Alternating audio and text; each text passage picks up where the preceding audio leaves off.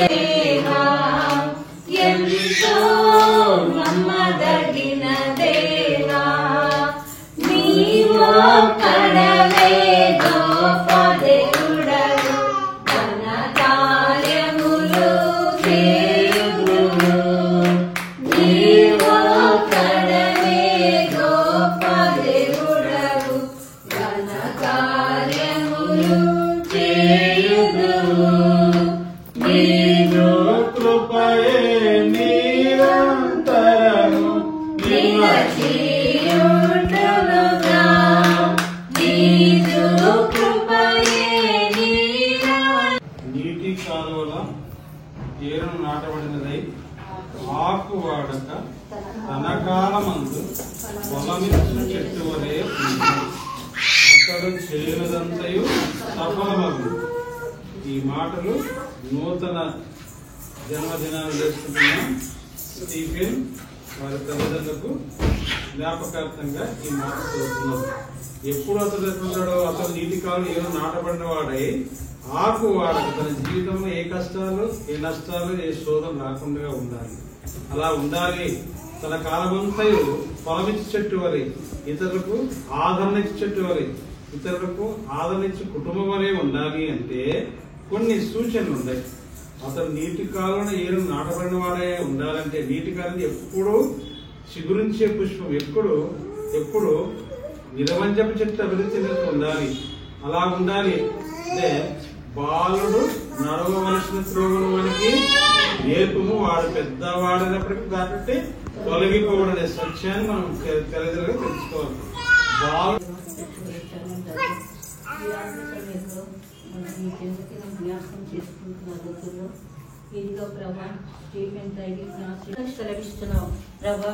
మా యొక్క తరంలోనూ మరి ఎన్ని తరాలు మారినా కూడా మీరు మారని దేవుడిగా ఉంటూ ఇంతవరకు ప్రతి శోధనను జయమిస్తూ నీవు నడిపిస్తున్న విధానం బట్టి నీకు స్తోత్రములు నాయన.